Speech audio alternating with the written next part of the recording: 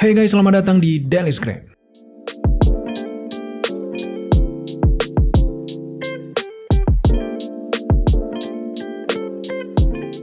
Balik lagi bareng gua Nopri dan sekarang kita masih akan ngebahas series dari The Falcon and Winter Soldier. Walaupun memang series tersebut sudah berakhir, tapi ada banyak sekali karakter-karakter MCU ini yang ke depan punya masa depan cerah di proyek-proyek MCU ke depannya. Salah satunya tentu saja karakter dari Sharon Carter. The Falcon and Winter Soldier ini memberikan twist yang cukup menarik terhadap karakter dari Sharon Carter ini yang ternyata seperti dugaan kita dari awal kemunculnya di episode 3, ternyata Sharon Carter ini adalah power broker. Identitas baru Sharon Carter sebagai power broker akhirnya secara resmi diberitahukan lewat Karli Morgenthau di ending dari The Falcon Winter Soldier, serta Batroc juga mengetahui dan juga cukup terkejut kalau ternyata power broker itu adalah seorang Sharon Carter, dan akhirnya Sharon Carter ini tidak mau identitasnya terungkap, akhirnya membunuh Batroc dan juga membunuh Karli Morgenthau secara bersamaan, dan sampai sekarang orang-orang tidak tahu kalau power broker itu adalah Sharon Carter. Tidak terkecuali juga Sam dan juga Bucky Barnes tidak tahu sebenarnya Sharon Carter ini memiliki identitas lain yang cukup mengkhawatirkan nanti di masa depan MCU sebagai power broker. Dan juga di ending dari series The Falcon Winter Soldier ini kita tahu kalau Sharon Carter diampuni kesalahannya oleh pemerintah Amerika Serikat dan dikembalikan lagi pekerjaan lamanya mungkin sebagai agent CIA ataupun agent SHIELD.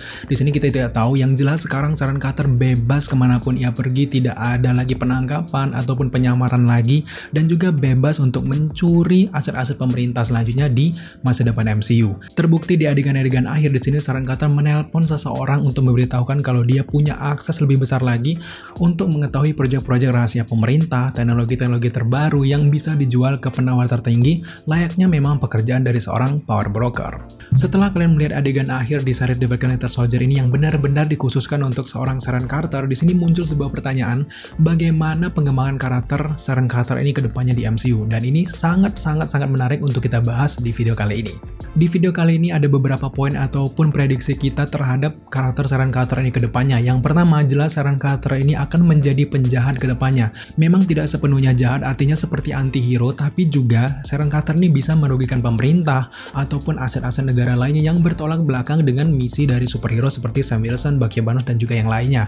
Meskipun memang Sharon Carter sebagai power broker ini tidak menjadi penjahat utama dalam sebuah film, yang jelas dia ini selalu menjadi benalu di setiap misi-misi para pahlawan, bisa jadi misi dari Sam Wilson, Bucky Barnes. Nah, di tengah-tengahnya ini tentu saja ada Sharon Carter yang memiliki misi untuk menjual hal-hal berharga untuk penawar tertinggi sebagai identitasnya tentu saja sebagai power broker. Tapi terlepas dari semua itu, tentu saja muncul sebuah pertanyaan lagi, tentu saja apa latar belakang yang membuat ia ini bisa beralih posisi yang tadinya bekerja untuk pemerintah namun sekarang tiba-tiba menjadi penjahat, yaitu menjadi seorang power broker. Dan hal itu menarik sekali untuk kita jawab di video kali ini. Tapi sebelum itu, mari kita mengingat terlebih dahulu beberapa kemunculan aneh Sharon Carter di series The Falcon and Winter Soldier. Yang pertama, karakter Sharon Carter ini muncul pertama kali di episode 3 dari The Falcon and Winter Soldier. Yang kedua, Sharon Carter yang berada di Madripoor ini sudah mengetahui kehadiran Sam, Bucky, dan juga Zemo dan duduk di bar yang sama sambil menyamar agar tidak diketahui oleh teman-temannya itu. Yang ketiga, Sharon Carter ini menyebut identitas ke Sam sebagai penyalur karya seni curian untuk kalangan kelas atas di Madripoor. Tentu saja penjelasan dari Sharon Carter pertama kali di episode 3 ini sebenarnya menggambarkan secara garis besar bagaimana pekerjaannya sebagai power broker. Tapi di sini Sharon Carter tentu saja mempersempitnya sebagai pencuri kecil-kecilan untuk bertahan hidup di Madripoor. Terlepas dari semua itu, sejak kemunculannya kita memang sudah sangat curiga dengan karakter Sharon Carter ini guys. So, berikut beberapa keanehannya. Yang pertama, Sharon Carter memiliki karyawan dan juga rekan, bahkan punya satelit untuk akses apapun yang dibutuhkan yang seharusnya itu semua di luar jangkauannya.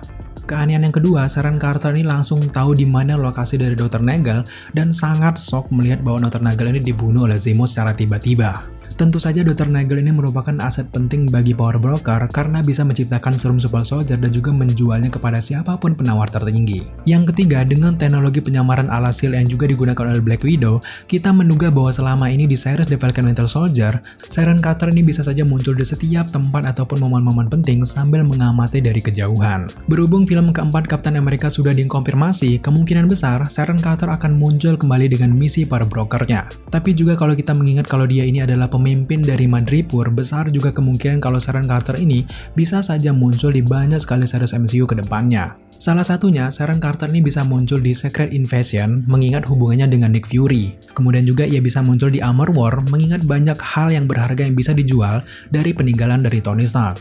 Dan tidak hanya series-series tadi saja, sebenarnya masih banyak sekali tempat-tempat yang bisa dimasuki oleh Sharon Carter sebagai power broker untuk masuk ke project MCU ke depannya. Tapi mengingat kalau karakter ini lebih dekat dengan film Captain America dan sebagainya, jelas sangat masuk akal kalau Sharon Carter harusnya muncul di Captain America keempat nanti. Balik ke pertanyaan awal tadi, mengapa Sharon Carter menjadi jahat dan menjadi power broker? Ada beberapa kemungkinan yang bisa kita kulik sejauh ini terkait karakter Sharon Carter ini. Yang pertama, faktanya nama power broker di dalam komik-komik Marvel, identitas ini sudah digilir beberapa kali oleh orang-orang kuat. Meskipun memang berganti-ganti orang, pada dasarnya misi pemegang nama ini sama saja, yaitu untuk menjual barang-barang berharga ataupun kekuatan super kepada penawar-penawar tertinggi. Selanjutnya, dari banyaknya pendahulu dari power broker mungkin sempat kosong akibat kejadian sejak The Blip, dan tentu saja membuat Sharon Carter ini bisa dengan mudah merebut nama power broker dan mendapatkan tempat tertinggi di Madripoor. Yang tadinya misi Sharon Carter ke Madripoor hanya untuk melarikan diri dari kejaran pemerintah sejak event Civil War, tiba-tiba di Madripoor ia melihat dan juga menggunakan keahliannya untuk menguasai Madripoor dan menjadi seorang power broker. Terkait perubahan karakter dari Sharon Carter yang baik menjadi jahat, berikut beberapa kemungkinannya. Yang pertama, Sharon Carter ini bosan menjadi bayang-bayang pemerintah sejak menyamar jadi tetangga cantik si Steve Rogers.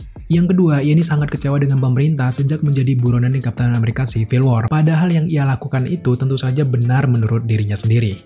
Nah, di dalam pelariannya ini, Sharon Carter mengalami kegalauan yang sangat luar biasa akibat kekecewaannya terhadap pemerintah. Dalam prosesnya, kemudian Sharon Carter ini melarikan diri ke Madripoor, tempat paling aman bagi kriminal manapun dan juga buronan. Bahkan pemerintah Amerika Serikat pun tidak bisa menangkap para buronan di Madripoor, dan juga sangat terkenal cerita tersebut di dalam komik-komik Marvel. Poin selanjutnya yang membuat Sharon Carter ini menjadi jahat tentu saja akibat karena tidak seperti yang lain yang mendapatkan ampunan, Sharon Carter harus bertahan hidup sendirian dan juga orang tidak peduli dengan dirinya lagi. Nah, di dalam pelariannya ke Madripoor inilah Sharon Carter akhirnya bertahan dan juga memulai dari bawah dan juga menggunakan kemampuan agennya untuk menyamar ataupun menipu sehingga akhirnya mampu menguasai Madripoor itu sendiri. Jadi pada intinya berangkat dari kekecewaan dari Sharon Carter ini membuat ia akhirnya menguasai Madripoor menjadi power broker, dan sampai saat ini misinya tentu saja untuk membongkar semua rahasia-rahasia pemerintah agar bisa menjual aset-aset pemerintah yang sangat rahasia. Bahkan mungkin Sharon Carter ini bisa menyelamatkan umat manusia karena ada beberapa proyek-proyek pemerintah yang mungkin tidak seharusnya dimunculkan di dalam dunia MCU. So, sekarang mari kita berbicara tentang masa depan karakter Sharon Carter di MCU.